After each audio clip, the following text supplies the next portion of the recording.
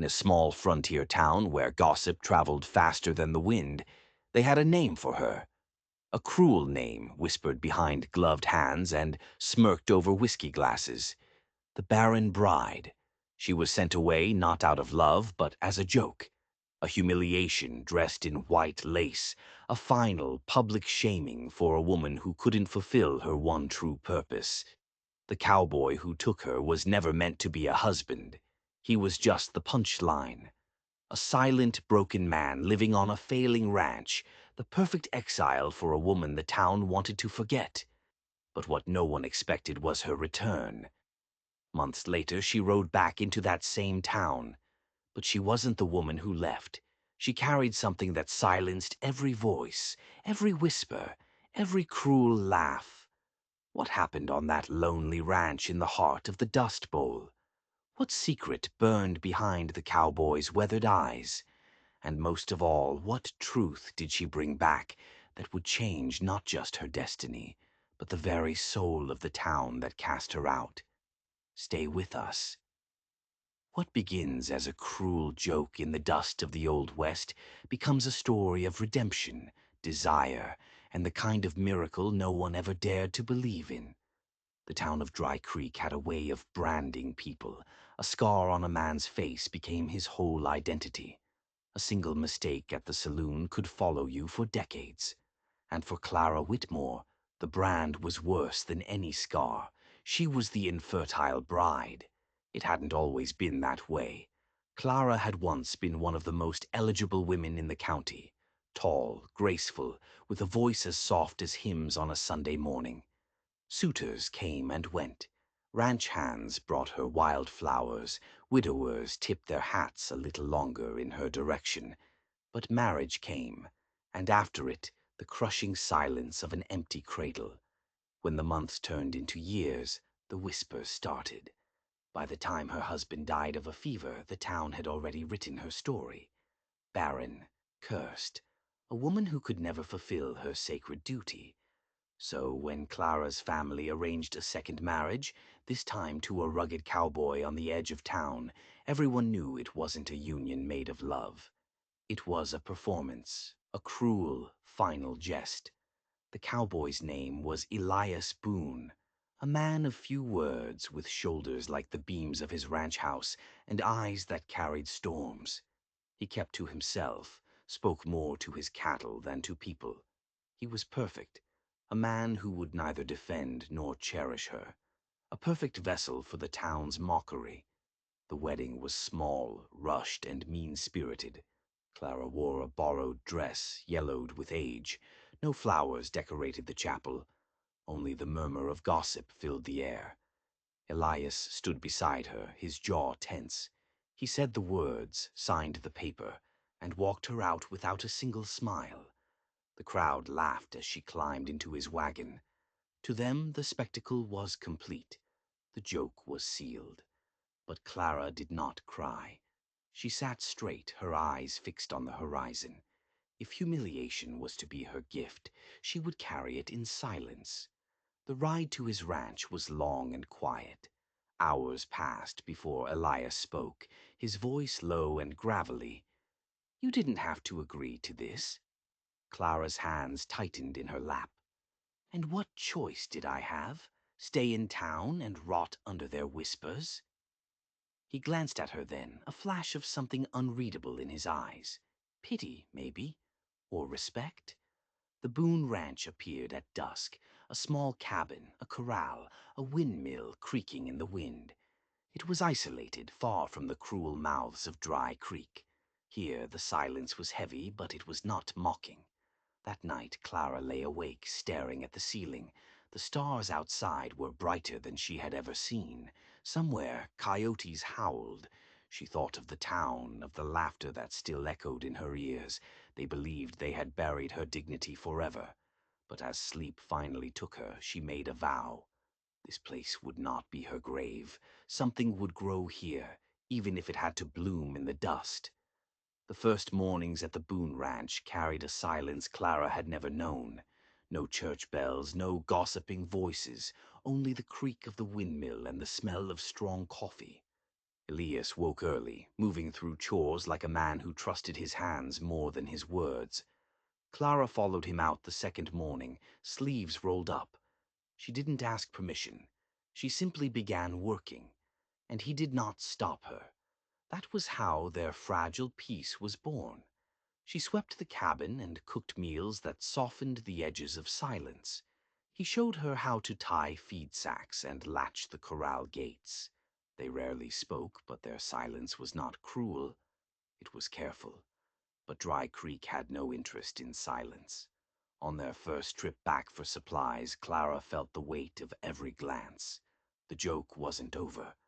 At the Mercantile, Mrs. Kent wrapped their coffee with a smile that was all teeth. "Will you be needing baby linen this time, Mrs. Boone?" Laughter rippled from the back of the store. Clara felt her blood run hot, but before she could answer, Elias stepped forward. He fixed Mrs. Kent with a stare that turned her smirk brittle. "We'll take flour and coffee, nothing else." His voice was low, but it cut like a blade. For the first time, Clara saw the town's laughter falter. On the ride home, he told her she didn't have to come back if she didn't want to. She stared at the horizon. "I won't live in hiding. Not from them." Elias nodded once. It was the first agreement that felt like a pact, a silent promise that had just made them a very powerful enemy. The richest man in town, Silas Croft, owned the Mercantile, and he didn't take kindly to his wife being publicly shamed. Days slipped into weeks. Clara started a small garden, whispering to the seeds as if they were children. Elias never mocked her. Instead, one evening, he brought her a dented pail, filled to the brim with water from the well, a silent offering. And little by little, something began to grow, not just in the ground, but between them. One evening, thunderheads rolled over the plains. A cry rose from the barn. Elias grabbed his coat. "Fletcher's mare. She's foaling." Clara followed him into the downpour. The barn smelled of hay and fear. The mare lay on her side, sides heaving. Elias knelt, his hands ready but uncertain.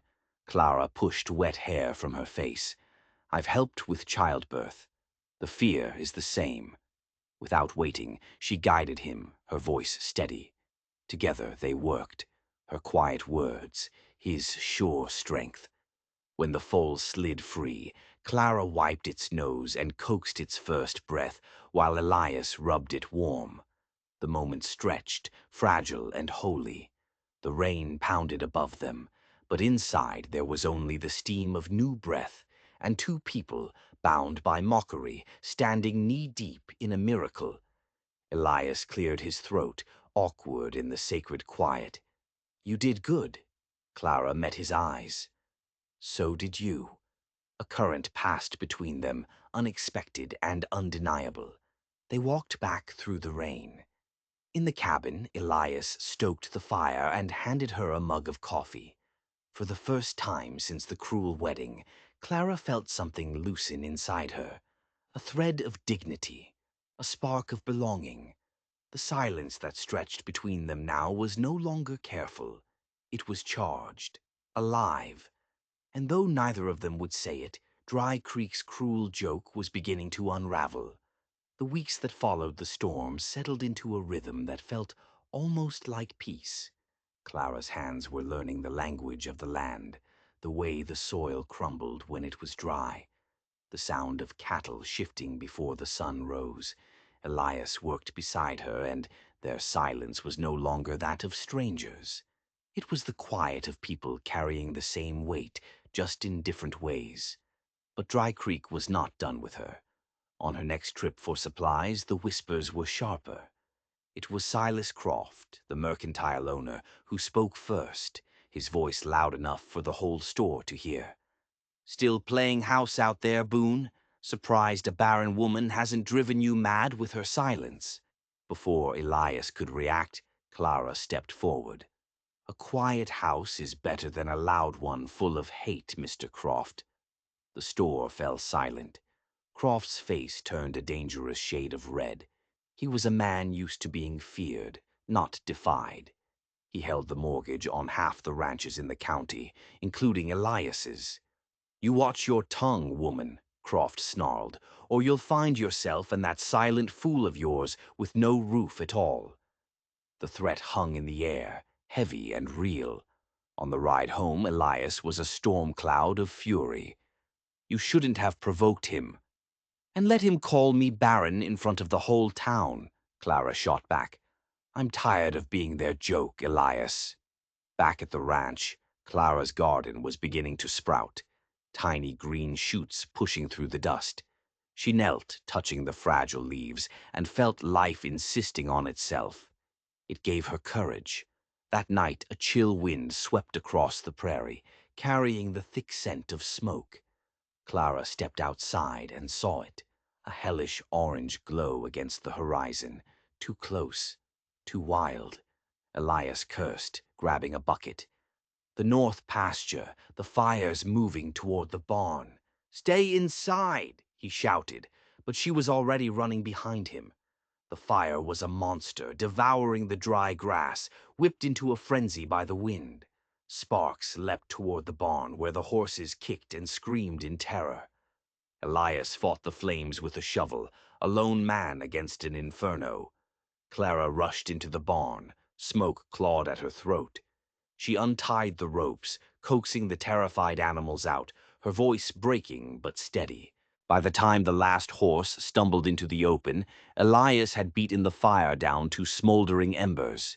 He was covered in soot, his shirt clinging with sweat. When he saw Clara emerge from the smoke, coughing but alive, something broke in him. He grabbed her by the arms, his grip rough, his eyes wild with a fear she had never seen before. "I told you to stay inside," she met his fury with her own, "and let them burn. You think I'm made of paper, Elias Boone?" For a long moment they stood there, the night roaring with the last crackle of flames. Then his grip softened, his hand slid from her arm to her shoulder and lingered. "You're not paper," he said, his voice rough. "You're stronger than any man I know." The words sank into her, deeper than any insult Dry Creek had ever thrown. Strong, not barren, not cursed, strong. That night they sat on the porch, shoulders nearly touching. The stars wheeled above them. And in the quiet between them, something shifted. The space was no longer empty. It was filled with a dangerous, unspoken possibility. But the fire had changed more than just the landscape. The next morning, the sheriff rode out to the ranch. Silas Croft was with him. "This fire started awfully close to your property line, Boone," the sheriff said, his eyes hard. "Croft here says he saw you out in the north pasture with a lantern just before it broke out." It was a lie, a vicious, calculated lie. Croft was trying to frame him, to use the fire as an excuse to call in his debt and seize the land. "That's not true," Clara cried out, stepping forward. The sheriff ignored her. "I'm going to have to ask you to come to town, Boone, for questioning." Elias looked from Croft's smug face to Clara's terrified one. He was being trapped, and the whole town was about to watch the punchline of their cruel joke finally land. The jail cell was cold and damp. Through the single barred window, Elias could see the main street of Dry Creek. He could see the townsfolk gathering, whispering, pointing. Silas Croft had played his hand perfectly. Clara arrived in the late afternoon. She had ridden in alone, a thing she had never done before. Her face was pale but determined. She stood on the other side of the bars, her knuckles white where she gripped them. "They're saying you'll hang for it," she whispered. "Croft owns the judge," Elias said, his voice flat. "He's wanted this land for years. My father fought his father for it." "Then we fight him," Clara said, her voice gaining strength. "There has to be a way." "There isn't," Elias cut her off. "He holds the deed. The fire gives him the excuse he needs." He turned away from her, unable to bear the hope in her eyes. "You should leave, Clara. Go back to your family. There's nothing for you here." "My family sent me here to be shamed," she replied, her voice ringing with a strength that surprised him. "This is my home now. I am not leaving." She spent the rest of the day in town, going from door to door. She spoke to the blacksmith, the stable owner, the women who had once mocked her. She told them the truth. Not just about the fire, but about Elias, about his quiet kindness, about the foal he helped deliver, about the way he stood up for her when no one else would. Most turned her away. They were afraid of Croft, but a few listened. A few saw the truth in her eyes. That night a new rumor began to spread through Dry Creek. Not a cruel one this time. A whisper of doubt. A question about what really happened out at the Boone Ranch. It was a small thing, a tiny seed of defiance. But it was a start. Back at the ranch, Clara couldn't sleep. She paced the small cabin, her mind racing. There had to be something, some proof. She started searching, not even sure what she was looking for. She went through old trunks, dusty papers, the forgotten history of the Boone family. And then she found it. Tucked away in an old, leather-bound Bible, she found a letter. It was from Elias's father, written 20 years ago. It described in detail how Silas Croft's father had tried to swindle him out of his land with forged documents. He had even tried to set a fire back then. It was a pattern, a history of greed passed down from father to son. But that wasn't all she found. Beneath the letter was a small velvet pouch. Her fingers trembled as she opened it. Inside was not a jewel or a coin, but a dried, pressed flower, a wildflower that only grew in one specific hidden canyon miles from the ranch. And with it was a lock of dark, silky hair. A woman's hair. Elias, the man of stone and silence, had a secret love, a past he had never spoken of. And suddenly Clara understood. His pain wasn't just from solitude. It was from a loss so deep he had buried it under years of silence. The fire that night had uncovered more than just Croft's evil. It had uncovered the hidden heart of Elias Boone. The trial was a farce. Silas Croft sat in the front row, a picture of civic concern. The judge, a man who owed Croft more than just money, listened with feigned impartiality. The prosecutor painted Elias as a desperate man, a failure of a rancher willing to burn his own pasture for some twisted revenge against a prosperous neighbor. When Clara was called to the stand, the prosecutor sneered. "Mrs. Boone, is it true your marriage was arranged? That it was, in fact, something of a town joke?" Clara looked not at him, but at the jury. 12 men, their faces hard and weathered. "It's true the town laughed," she said, her voice clear. "But they were wrong." She told them everything. She told them about Elias's quiet strength, his decency. She held up the letter from Elias's father, reading his words about the first fire, the first attempt by a Croft to steal the Boone land. "This isn't about a pasture fire," she declared.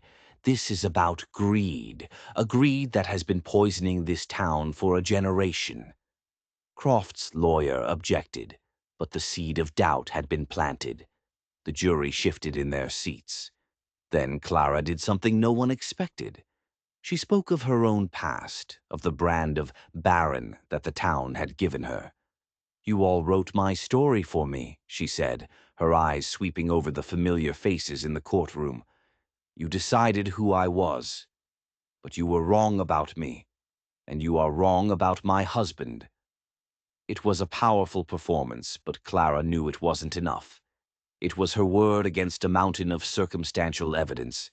As the trial drew to a close, a figure appeared at the back of the courtroom. A woman, her face etched with lines of hardship, her clothes simple but clean. She held the hand of a young boy, no more than 10 years old. His eyes were dark and serious, the same color as Elias's. The woman walked forward. "I have something to say." The courtroom erupted in murmurs. It was Maria, a woman who had worked on a neighboring ranch years ago before disappearing. "I knew Elias Boone," Maria said, her voice trembling but strong. "He was a good man. He loved my sister, Elena. They were to be married. She looked at Elias, a deep sadness in her eyes. But there was a fire at our cabin. It was set deliberately. My sister, Elena, died. She then turned and pointed a shaking finger at Silas Croft. And he was there. I saw him riding away, his face lit by the flames. The courtroom exploded. The judge banged his gavel, but no one was listening. Croft lunged to his feet, his face a mask of fury and panic. But Maria wasn't finished.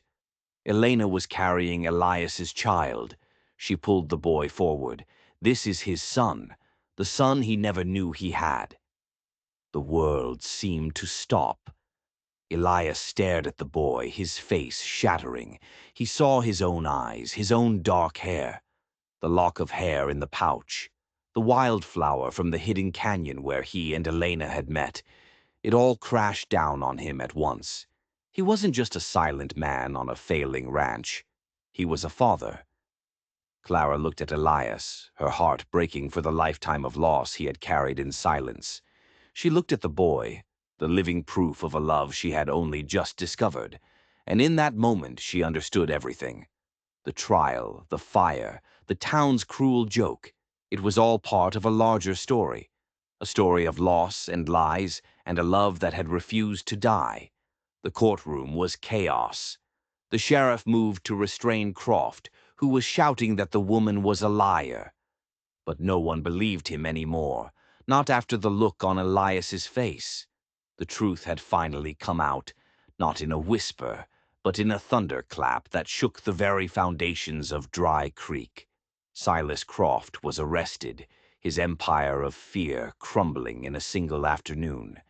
The testimony of Elias's father's letter, combined with Maria's eyewitness account of the first fire, was enough. The town, finally freed from his shadow, turned on him completely. Other stories of his corruption, long buried, came to light. Elias was freed. He stepped out into the sunlight, a free man, but a broken one. He looked at Maria, at the boy who was his son, and then at Clara. The weight of 20 years of grief was in his eyes. Clara walked to him. She didn't say a word. She just took his hand. The next few weeks were a blur. The boy, whose name was Samuel, came to live at the ranch. He was quiet and watchful, a smaller version of his father. Elias was clumsy with him at first. His hands, so sure with cattle and tools, now trembled when trying to show his son how to carve a piece of wood. Clara became the bridge between them. She taught Samuel his letters. She told him stories about the stars. She showed him the secret strength in his silent father. And little by little, a family began to form. A strange, broken, beautiful family, pieced together from the wreckage of the past. One evening, as the three of them sat on the porch, watching the sunset paint the sky, Elias finally spoke. He told Samuel about his mother, about the wildflowers in the hidden canyon, about a love so strong it had survived even fire. Then he turned to Clara. "The town sent you to me as a joke," he said, his voice rough with emotion. "But you were a miracle." He reached into his pocket and pulled out a small, clumsily carved wooden bird. He pressed it into her hand. "This ranch, it's not much, but it's a home now, if you'll have it." Clara looked at the man who had stood by her. She looked at the boy who was now her son in all but blood. And she looked at the life they were building, a life that had grown, impossibly, from dust and shame. "I'm already home," she whispered. And as the first stars appeared, a new story was being written in Dry Creek. A story not of a barren bride, but of a family. A story that proved that even the cruelest joke can have the most beautiful punchline. If you enjoyed this story, don't forget to hit that subscribe button and ring the bell. Your support helps us bring more tales of redemption from the pages of the past. Let us know in the comments, what do you think is the true meaning of family? The morning she walked into the store, her two small children clinging to her skirt, the whole town fell silent. They watched her place a single coin on the counter. Her voice trembled, but her eyes were firm. "I need to rebuild a cabin. I want to buy one beam with this." The shopkeeper burst into laughter. The men playing cards in the corner chuckled. One of them muttered it wasn't even enough for nails, that what she carried was nothing more than charity disguised as pride. The woman, her face burning, tried to explain. She would pay the rest with work. She only needed one piece of wood to raise a fallen wall, so her children wouldn't have to sleep under the rain. But the shopkeeper just pushed the coin back toward her. "Poor widows," he said with a sneer, "would be better off begging at the church." A heavy silence filled the room, and then it was broken by the sound of firm boots approaching from the back. A huge man, with a dark beard and shoulders shaped by years of solitude, took the coin in his rough fingers. He held it up to the light. "50 cents is enough," he said, his voice a deep rumble like distant thunder. "If I pay the rest with my name." The murmurs stopped. All eyes followed as the stranger laid his calloused hand on the coin and then on the widow's shoulder, as if sealing a sacred pact. Without another word, he lifted the heaviest beam in the store. He carried it on his shoulder as though it weighed nothing and forced his way through the stunned onlookers. The woman, tears in her eyes, hugged her children and followed him. In her palm, the coin no longer felt like a mockery. It felt like dignity. Outside, the man stopped. "A cabin is raised with hands, not with coins," he said, not looking at her. "Show me where yours is." She nodded, her voice breaking. As they walked toward the path that led into the valley, the murmur of the town followed them like a river of disbelief. Some said it was madness, others said it was mercy, but everyone knew they had just witnessed something that could not be bought with gold or with 100 beams. The path to the valley was overgrown, as if no one had passed that way in years. The woman walked ahead, her children clinging to her skirt. The mountain man followed, the beam on his shoulder, his steady steps echoing like drums. When they reached the cabin, it was just a skeleton of wood, crooked walls, a sunken roof, stones fallen from the chimney. It looked more like a grave than a home. She lowered her gaze in shame. She murmured that this was where she'd spent her final days of marriage, before the sickness took her husband. After his death, the house had just yielded to the wind, as if the world itself wanted to erase them. The man dropped the beam to the ground.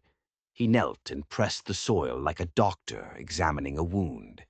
Then he rose, drew an axe from his belt, and began clearing branches, his sharp blows echoing through the valley. The children, frightened at first, crept closer. One of them asked, with innocent wonder, if he could truly fix a house so broken. He paused and looked at them. His eyes were weary but steady. "Everything can be mended," he said, "if you start with the heart." He pointed to the coin the woman still clenched in her hand. "That is more than iron. It is a promise." She was surprised to hear him speak so much. She felt a strange warmth, not from the sun, but from the way his words seemed to stitch together the cracks in her own heart. They spent the afternoon gathering timber, straining to lift the remains of the structure. As the sun began to sink, the man placed the beam he had carried from town as though it were the cornerstone of a church. The woman, breathless, offered him a bowl of water. As he drank, he bowed his head in thanks. He said nothing, but she understood. In that silent gesture there was more gratitude than in 1,000 words.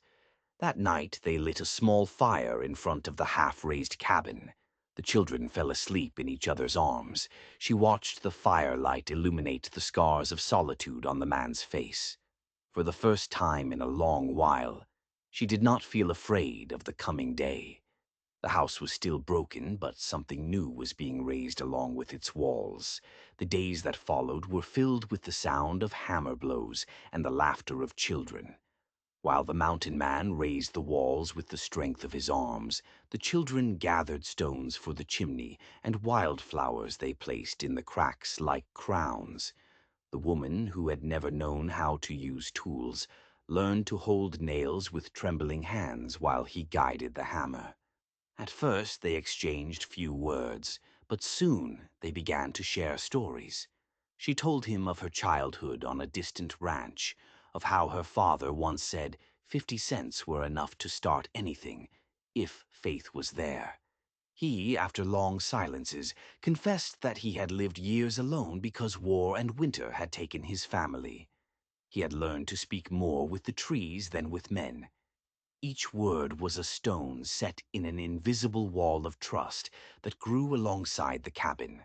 At dusk he would draw his knife and carve small wooden figures. A horse, a bird, a moon. He handed them to her without a word, and she understood they were gifts more precious than any coin.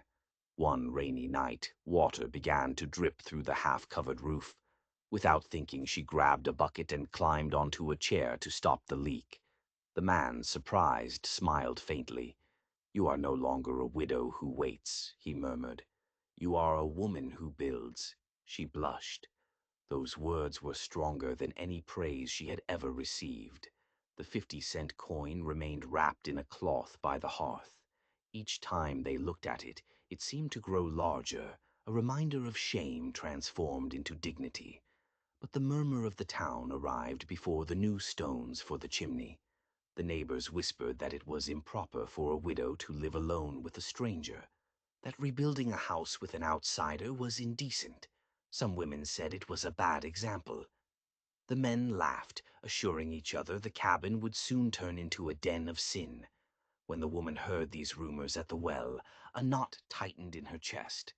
The walls of her house were rising, but her reputation was being torn down, stone by stone. She returned to the valley and found the man splitting logs. She asked if she should abandon everything, leave before gossip destroyed her children. He froze, the axe in midair. He looked at her with his dark eyes. "The wind speaks," he said, "but it does not topple a trunk that is rooted." He took the coin from its cloth and set it in her palm. "This was your payment," he said, "but it was also your courage. Never give it back." That night, as rain battered the newly nailed boards, she felt his words like fresh beams, carrying the weight that threatened to break her. But the next morning the tension became public. Her late husband's brother intercepted her at the market. He shouted so all could hear that the cabin was not hers, that the land was bound by family debt, that neither a stranger nor a copper coin could grant her rights. The crowd gathered quickly. Laughter mixed with accusations. The widow trembled, and for an instant she thought of dropping the coin, of giving up. But then the mountain man stepped forward. He raised the coin high for all to see. "She paid," he declared in a firm voice. "I finished the price with my name, and no one can erase what is already written." The sun stood high when the brother-in-law gathered half the town in front of the church. He clutched a roll of papers, proclaiming he had proof. The land, the cabin, it belonged to him by blood. He shook the documents like whips. He declared that everything built would be his by dawn. Her children were nothing more than intruders on sacred ground. The people murmured, divided. Some insisted the law was on his side. Others fell silent, uneasy at his cruelty. The woman, her heart pounding, felt the coin in her pocket weigh heavier than a stone. Everything they had built could crumble in an instant. The mountain man stepped forward. He snatched the papers from the brother-in-law's hands. He held them high for all to see. Then, with a slow gesture, he cast them into the flame of a nearby torch. He let the fire devour every single letter. "No paper holds more value than the life already built here," he said, his voice like thunder. "She paid with what she had. I gave what was left of me, my name, that does not burn." The crowd erupted. Some accused him of scorning the law. Others cheered his courage. The brother-in-law, enraged, swore he would return with the sheriff, that the cabin would be torn down with axes if need be. The woman trembled, but the mountain man took her hand before everyone and lifted it. revealing the bright coin in her palm. A reverent silence fell. The elders murmured they had never seen a man seal a pact so strange and so powerful. A small coin turned into an unbreakable promise. That night, she understood the battle was no longer for a house. It was for her right to exist with dignity, and half the town stood against her. The next morning, the clatter of hooves announced the sheriff. He dismounted before the cabin, flanked by two armed men, a demolition hammer hanging from his belt. He carried an order signed at the county court. The widow must vacate by sunset, or the house would be reduced to planks. The woman felt the world collapse. She clutched the coin in her fist, as if that small piece of copper could hold back the full force of the law. But the mountain man stepped forward. "A paper is signed at a table," he told the sheriff, "but life is signed in the earth. There are children who sleep beneath this roof. I will not let them be robbed of the only thing they have." The sheriff replied that if he wished to defend her, he would have to pay the debt or face jail. The man drew his knife. He drove it into the door frame. "My name is here," he said. "My life pays what is missing." Silence spread like powder. The woman, holding back tears, placed the coin on the wood beside the knife, joining the two symbols before everyone. The sheriff hesitated. He knew the order could be carried out in blood, but he did not want the burden of tearing children from their mother. Nor did he want to meet the gaze of a man willing to die for a name. The crowd pressed around the valley. Some demanded the law be enforced. Others begged for mercy. Then the woman raised her voice, trembling but steady. 50 cents was all I had, but with it I bought dignity, and he paid the rest with the one thing that cannot be stolen, his name." The sheriff pressed his lips together. He slid the papers into his jacket and muttered that he would return with reinforcements. He left, but his threat hung in the air like a storm. The woman hugged her children. The man retrieved his knife and the coin. And together they understood this was no longer a dispute over a home. This was a war against a fate that sought to erase them. The dusk had barely stained the mountains red when the brother-in-law returned. He brought half a dozen men armed with axes and ropes, coming down the path like a pack of wolves. Their voices rolled with jeers. No woman could defy family. No outsider without land could halt what the law had written. The woman, seeing them advance, felt her heart stall. But instead of fleeing, she held the 50-cent coin up before her children. "This brought us here," she said, "and this will keep us." The mountain man, who had been chopping wood, let his axe fall. He planted himself in the doorway, his arms crossed, his shadow thrown long by the firelight. "If you want to pass," he said, his voice hoarse, "you'll have to cross my name first." The men surged forward. The brother-in-law raised the first axe, but before he could strike, a group of villagers appeared behind them. Not many, just some women and 2 old men. But they carried lit candles like torches of judgment. One elder spoke, his voice cracked. He had seen too many injustices. A woman who pays with what little she has deserves a roof, not chains. The murmurs spread. Some of the men who had come to destroy began to falter. The brother-in-law roared with rage, but no one wanted to be the first to challenge the mountain giant, or the candles that seemed to multiply by the minute. The woman stepped forward. She placed the coin in the door's lintel and raised her voice. "With this, I bought my home. With this, I bought my life. If you want to take it, you'll have to tear it out with blood." Silence fell like a stone. Even the crickets were quiet. The brother-in-law, his face twisted with frustration, threw his axe to the ground. He swore he would return with the sheriff and the law. But when he left, he went alone. The others had begun to understand that force does not always prevail when courage shines in the dark. 2 days later, the sheriff returned. He brought a larger group and a renewed document declaring he had official backing to evict and demolish the cabin. The woman, her children clinging to her skirt, stepped onto the threshold. Her face was pale, but her back was straight. She placed the 50-cent coin on the main beam, visible to all, like a sacred seal. The mountain man stood beside her. "She paid what she could," he said, his voice loud enough for all to hear. "And I gave my name. This house was raised with dignity, and dignity does not fall." The sheriff, irritated, ordered his men to advance. But then an unexpected murmur rose from behind them. Dozens of townsfolk had arrived.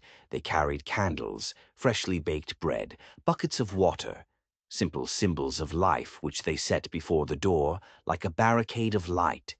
An elderly woman spoke. "I have seen women dragged into the dust. This will not be another. A coin may not buy wood, but it can buy respect." The armed men hesitated. They had not come to face a united people. One of them lowered his axe. He murmured that he would not strike a wall where children slept. The sheriff, red with rage, tried to impose his authority. But every word was answered by the unbroken silence of the burning candles. The weight of the crowd forced him to retreat. The woman, tears running down her face, lifted the coin high. "This is not copper," she declared. "It is life, and with it I bought a home for my children." The town, which days before had mocked her, burst into slow applause that swelled until it thundered against the hills. The sheriff turned his horse and departed amidst murmurs of defeat. That night, as the candles still burned before the cabin, the woman understood she was no longer alone. The town had seen in those 50 cents something stronger than any law written on paper. But the battle wasn't over. The night was silent when the brother-in-law returned. He was maddened by his defeat, a burning torch in his hand, determined to reduce the cabin to ashes. Inside, the woman slept beside her children. The mountain man kept watch. When he saw the flickering light, he stepped onto the threshold, his knife in hand. He stood firm, waiting. The brother-in-law raised the torch. He shouted that the family's shame must be erased with fire. His words woke the woman. She emerged with the coin in her palm and held it against the torchlight, shining like a tiny star. "This gave me a roof," she said, her voice broken but steady. "If you want to burn it, you will also have to burn the only memory of your brother." The brother-in-law faltered. In those words lay the wound of his own lost blood. The mountain man spoke calmly. "You do not defend honor.